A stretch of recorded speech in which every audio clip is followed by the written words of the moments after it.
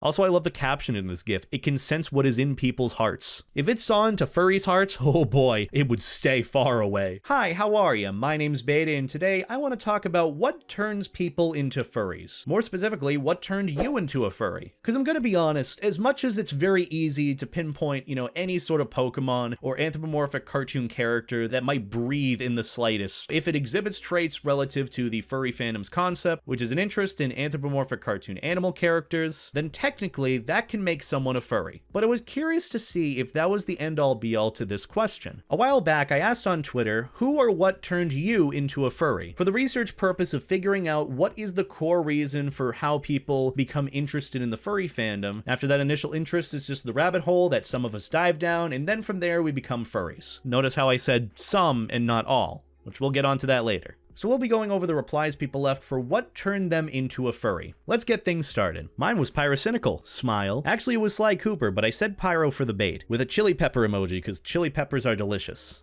Okay, first things first. Sly Cooper, 10 out of 10 character in general. He is just chef's kiss, love him to death. He is the character that introduced me to anthropomorphic cartoon animal characters. As much as I don't remember how I learned about the furry fandom specifically, I will admit that Sly Cooper is just one of those characters that sold the idea for me. He's tenacious, he's suave, you can't not love him. But back to the main thing of Pyrocynical being the reason you're a furry. As much as you might not think so, you gotta admit that there is still that semblance of that potentially leading to people being furries. Because think about it, he had that old foxy profile picture, the one with just the fox head and the pink background that acted as sort of the placement of his persona or his character that represented him for his content or channel, whatever you have it. But it's kind of funny to believe that someone might have inadvertently become a furry because of that art. That's why the concept of characters being furry bait is a thing. Anything that involves something relevant to the furry fandom's ideas is fair game for making someone a furry, as much as you might not think so. Now, do I think Pyro's a furry? No. Do I really care? Not really. But it's kind of funny to think that there's someone out there that might be a furry today because of Pyrocynical's old character. Either way, let's move on. A paintball webcomic called The Whiteboard corrupted me back in 2004 to 2005-ish. I was getting into grade school back then. Either way, what's this whiteboard thing? Oh my God, oh man, I am feeling the nostalgia of browsing the internet back when I was in grade school. I will admit, as much as it might be an old website, it's still got the appeal and I like it. I don't know if it's necessarily furry per se, but it's still something. And they're still posting to this day. Wait a minute, is these the buttons that worked from before? Oh my God. But yeah, random offhand reason for someone becoming a furry, but you know what? Valid nonetheless. A fursuit dance comp and seeing hogwash dance. What's the hogwash dance? Oh, hogwash is a fursona. Damn, they've been doing the whole fursuit dance thing for a while now. It's kind of funny that seeing furries being furries was what made someone want to be a furry instead of an animal character that they fell in love with. I don't know, most people when they see furries for the first time are very terrified. You gotta think about it this way. If your first impression was seeing a grown man in a fox costume with colors that look like a rainbow threw up on it, walking towards you, you kind of would be a bit afraid. I know I would. I still am to some extent. Telephone, Pokemon, and you. Stop it. I believe the first two options, but I'm not believing the last one. I mean, I'm flattered, I will admit. But at the same time, me making someone a furry is kind of a low bar in my own opinion. I mean, the profile picture says it all, too. This made you a furry? Not that specifically, but you get the picture. You did. Oh my God. What's that Bo Burnham clip? I love the idea of you. Stop participating. Shut up. That's the way I kind of see it, obviously in a sarcastic manner. I'm flattered. I really am. I appreciate the kind words. Either way, let's read this. I first got introduced to the fandom by Stormy, then saw your 7 levels of being a furry video and stared, I'm just gonna read it with a spelling mistake. And stared getting into the fandom. Then learned more about it from you, Stormy, and from Ash. And yes, I'm still gonna read spelling mistakes through this. It's just funny to me. I'm not making fun of you, it's just stared getting into the fandom. Well, thank God it's not just me that made you a furry. Also, the fact that this video made it happen concerns me. The 7 levels of being a furry, that was probably the most cynical take on the furry fandom I could have ever had. It was a yikes time of my life and I don't look back on it too fondly. Let's just put it that way. Lucario and Sly Cooper, see? It just does it. I can fully understand the Lucario. I mean, he just looks metal as fuck. He is also a steel-type Pokemon, so that works out. But Sly Cooper, especially Sly Cooper from the first Sly game, oh, Not to say I don't like his current design, but OG Sly design was just, there was a level of mystery and suaveness to it. I mean, granted, he got more suave as the series went on, but I love it. What a great character. Not only was he a great thief, he was a thief for all of our hearts. Googling chibi art in middle school. I mean, chibi art is just very general and, you know, I guess still makes sense. Furry image boards, I feel like it was out of my time. Also, that awoke something in me. I never really got the concept of something being awoken in me, but I just don't know what that feels like. What is it supposed to be? But still, valid nonetheless. The internet. The most vague yet accurate answer here. Unlocking Wolf O'Donnell in Super Smash Bros. Brawl as a wee baby. Or babby. A wee babby. Also, wasn't Wolf a pain in the ass to unlock in that game? Like, even if you did play the story mode or Subspace Emissary? I don't know. I didn't really care about him too much back when I played.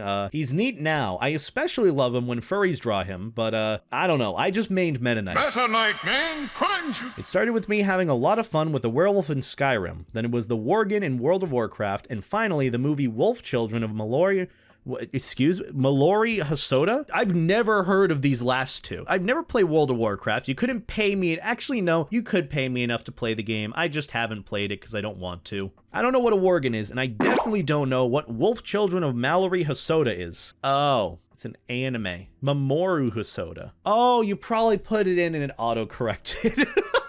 Mallory Hosoda. I want some soda right now. It's kind of out there though. It's very different from what you normally see for like people becoming furries from. Usually it's Pokemon or like furry, but very rarely is it like an offhand animated like movie. Whenever you get like these diamonds in the rough for like reasons people are furries now, it's kind of neat to see. A mixture between Sonic and the Lion King. That I can very much see. Porn. To the point, I can't say I'm surprised. Oh, of course Stormy's is just Sonic. Also, why Sonic X? Sonic X was just okay. Also, I kind of find it funny how I can recognize that he's saying good job or nice job here. Or maybe good luck. I don't know. Who am I kidding? I'm gonna stop. Still, Sonic is a massive reason why people are furries today. I was very into cosplay back in the early 2000s. Wanted to cosplay as Sonic and make a mascot costume. Made a Sonic OC, fell down a YouTube rabbit hole, found furries, and the rest is history. Lol. See, the model makes sense here. You start with this one character or franchise that you love that's somewhat related to the concept of furries. It doesn't mean that someone who likes Sonic is a furry. Let's get that straight. Which is the one thing that's straight in this room, to be honest. Also, bonus points for being interested in mascot costumes, so there you go. A mix of you and the Click. The Click. Don't they do those furry IRL videos? Doesn't he have that, like, wonderful voice and that amazing mustache? Hold on. It is him! What the hell? What is this? First off, wonderful face. Second, wonderful voice. Let's just clarify that. I haven't really watched too many videos from him, but he's really good at narrating. Much better than I am. What happens if I go to furry IRL? Oh my god. Oh my god. I can't say I blame him for doing these videos though, but now I kind of see why potentially some people are furries because of the Click. So thank you for enlightening me with that. Two things, Wargreymon and you. How do these two relate in any way? I kind of wish they did now that you mention it. Either way, I'm glad I could help. Simple. I've always had a comparison for animals and have learned them to be quite intelligent creatures. By drawing them, which they are more fun to draw to be honest, I was raising awareness of how much of an impact animals have in my life and the need to care for them. You know, it's just remove the anthropomorphic cartoon part of it. It's just interest in animals and it still applies. I mean, a lot of charities that furries end up supporting through conventions end up being wildlife support or animal support for the local area, so it makes sense. Why is Andrew Tate trending? Go away. A few things just sort of came together. Pokemon, Tokyo Mew, Mew/Mew, Pow. That's like 4 Mews there, geez. And Sonic X when I was little. Then G-Force. Wait, isn't that the one with the little like spy guinea pigs? You just reminded me that G-Force was a thing. Oh my god. Then G-Force and A at C. I don't know what that is. Inspired me to make a bunch of talking rodent characters. The Exceeds from Fairy Tale, then I got into Jewel Pet. Zootopia became the capstone of it. That's an interesting and different road to take, but you know what? Good for you. It ended with Zootopia, so hey, I was about the same. Sigh. This. Of course it's Lucario. I can't complain. Lucario is just a 10 out of 10 Pokemon in general. If there is a possibility for me to get a Lucario in any Pokemon game, I'm going for it. I might have a better fighting type, but nah, Lucario's it for me. Sorry. And it's not just because, you know, he's a furry character. It's because he's actually useful in game. Also, I love the caption in this GIF. It can sense what is in people's hearts. If it saw into furries' hearts, oh boy, it would stay far away. The main two things that made me into a furry were the furry YouTubers and the furry artists. Simple and straightforward. We'll probably talk about this in a future video, but I feel like there was a point at around like 2020 or so when everyone was inside and weren't going anywhere, so they were just binge watching random YouTube videos. So when people watch these videos about furries, they might have that initial interest in the furry fandom to begin with that they didn't know about. I guess that makes sense for that whole awakening thing now. Maybe that happened when people started learning about furries or learned that the community was a thing, whether or not that's from furry YouTubers or furry artists. And of course, with furry YouTube being a thing, it wouldn't surprise me. I guess that makes sense for how some people were like, oh, you made me a furry, so thanks. Or in this case, thanks YouTube algorithms. Robin Hood was my gateway into furries. Playing Star Fox 64 religiously confirmed my interest. See, here's a little funny thing about me. Never watched this movie, never played this game. You know, put me in furry jail for not playing the top tier furry game and watching the top tier furry movie, but hey, that's me. The game changed. I often make the joke that it transferred me. It's all Cloud 1516's fault. Oh, that's Cloud Husky. I love Cloud Husky. He's a sweetheart. See, another example of some random furry just being the reason someone else is a furry. My gateway was a Garrus Vicarian comic in Newgrounds. Holy shit, I love Garrus. I would purposely set Shepard as female just so I could spend some quality time with Garrus. No joke, I would do that. Garrus is like my #1 favorite character in that whole game, and I love him. Who doesn't love Garrus, though? He's so cool. And he's so tall. What's not to love about that? During the COVID pandemic in 2020, I was looking through YouTube and I came across one of Majira Strawberry's videos. So I saw it and I was like, who is this? I like it. And that's what happened. So I'm not wrong. We got one example of someone who, during, lockdown and all that, came across a furry YouTube video. It's kind of like the concept of you didn't know you needed or wanted something until you saw that it existed. Not really repressed emotions or interest, but like, it's always been there, but you never paid too much attention to it. I don't know what I'm talking about anymore. All this is hypothetical. This movie, for a lot of people, it was this movie. As much as it wasn't a furry piece of media, it was still something that was very, very close to the core concept or interest of furries. If I remember correctly, when Zootopia released was around the time where I learned that the furry fandom was a thing. I know it's kind of weird, but everyone in my immediate friend group started talking about furries when Zootopia had come out. I blame Pepper Pengu. They sus. Okay, that's cool. This handsome devil made me a furry. Same. Look at him. His creators and the game developers know what they're doing as well. This is also Sly 3. Like, come on. And then Sly 1. Oh, this infamous cutscene. So good. But also Murray, though. How can you not love Murray? He had a great character arc in Sly Cooper. Also, little self-promo, I did a playthrough of the first Sly Cooper game that's uploaded on my channel right now. You should go and watch it. It's all the highlights and funny moments and story stuff all in one video, so go and watch it, please and thanks. It's a banger in my opinion. Am I allowed to call my own videos bangers? Either way, you gotta love Murray and you gotta love Sly. You, to be honest. Thank you. Old cartoon back in the day, Road Rovers. I never watched it personally, never heard of it till now, but I can see the appeal. The Lion King 2, and of all things, YouTube. You're not wrong, Kovu is, in my opinion, one of the best characters in The Lion King ever, and he's also voiced by one of my favorite voice actors. Gotta love Jason Marsden. He's done like every one of my favorite animated characters. He was Max in a Goofy movie, Kovu in Lion King 2, he was the cat in Hocus Pocus, and I guess he's a YouTuber, so that's pretty cool. A dream. Elaborate further? Like the green hoodie mask dream guy? No shit, Minecraft started it, then a completely non-furry related thing brought me to here. Okay? I mean, internet algorithms are a really weird and bizarre thing. You could just look up any character that has anything to do or some adjacency with something furry, and then just end up here, I guess. Tails. I mean, who doesn't love Tails? Tails, in my opinion, had like one of the best redemption arcs in Sonic Adventure 1 with his story, and then the developers after that were like, wait, that happened? And then he just, I don't know what they did to him in the games. But in the comics, though, he's pretty awesome. You should read the comics. Ian Flynn does a good job writing them. Nick Wilde. Same, though. The most incredible sky pirate, Don Carnage, is how I ended up finding the fandoms. I don't know, that's another thing. You gotta keep in mind that some people who are in like a different age demographic became furries for things that I might not have seen. Like Don Carnage, you know, some people became furries because of that. A video game character. You mean the video game character, the 10 out of 10 video game character, Murray. V word. Don't say it. The Pink Panther as a kid. r/plays. I mean, it's pretty accurate. Literally, my dad has been influencing me with Mickey Mouse comics and also cartoons featuring anthro animals, and also various art I found online. You know, it just crossed my mind that a good chunk of why people are furries is because of that initial interest or initial interaction with the furry fandom. So some people seeing it for the art that they find online, whether it's safe for work or not safe for work, or like the fursuiters, the community, the people, like that's also a contributing factor for why people become furries, you know? But it does really paint a picture to see like what the process is for becoming a furry. Porn, lol. And that was 12 years ago. Jesus Christ. People suck. Non-human animals are cooler. That doesn't answer my question. My boyfriend. Oh, that's cute and endearing. Apparently my sister thinks she'd figure it out through your videos before I did and linked me one. Oh, that's my old YouTube short. That's still popping around from time to time. It's also kind of endearing that your sister sent you this, and it's like, you know, that's cute. I guess I did a good job with that video, or at least I hope I did. And Bolt kind of did it for me. Lion King started it and Bolt finished the job. I will at least give this critique here. As much as, you know, I understand what you're saying, the phrasing, not necessarily the best in the world.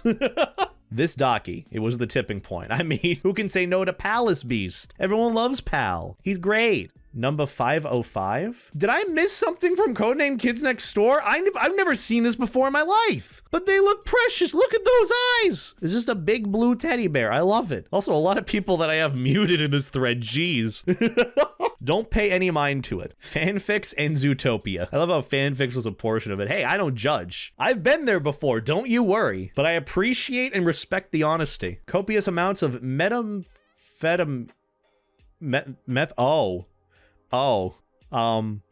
interesting. The click in my hormones. A bit too descriptive here, guys. I tone it back just a touch on the descriptiveness. Please and thanks. Where dreams where I'm my Sona and it feels more real than real life. That, I don't know if that's concerning or not. A G4 TV video turned you into a furry? Damn, I mean, I don't judge, but this MF turned me into a furry. I don't know, Roblox maybe. Roblox? Of all things? D&D, buddy. I was looking up were-tigers for character ideas, and he said, why not just look up tiger furries? Hooked since. We still have plenty to go here, but even still, a lot of these are very, very common ones, you know, furry-related media, something that is associated with the concept of furries, but isn't necessarily furry, like Sonic.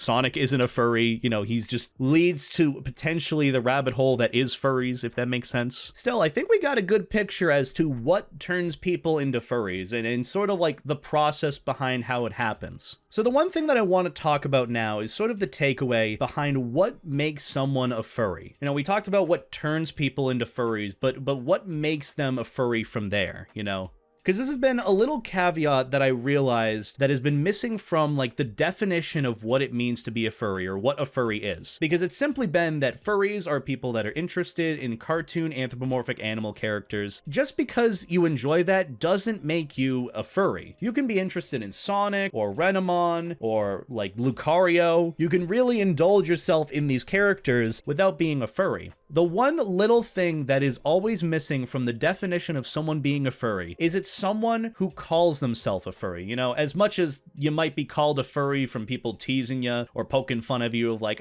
you like Sonic, you're a furry. You went and saw Zootopia, you're a furry. You might not be a furry because realistically, being a furry is a self-applied label. Only you can say that you're part of the furry community or part of the furry fandom. Take the example of like Saberspark. He recently went to Midwest Fur Fest. He's obviously interested in the subculture and went to a convention. Does that mean he's a furry? That's up to him to decide. And realistically, it shouldn't really matter to most of us. So even though this discussion has little to do with what this whole video has been about, it's still something that I see brought up from time and time again about the description of what is a furry. It's neat, but at the same...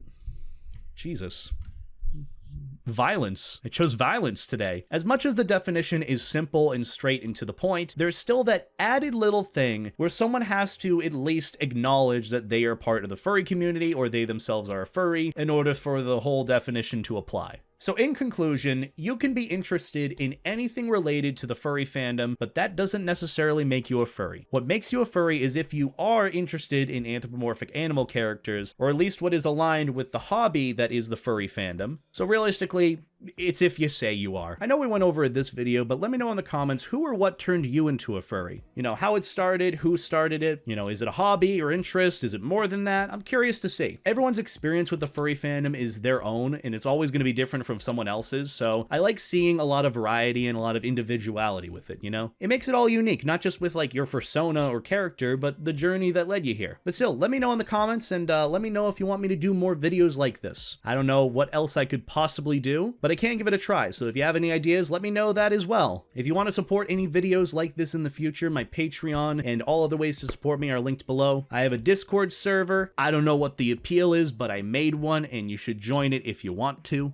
And I guess a big thank you to everyone who sent in the replies to this tweet. Thank you all for watching, have a wonderful day, and as always, stay life jacket. Take care.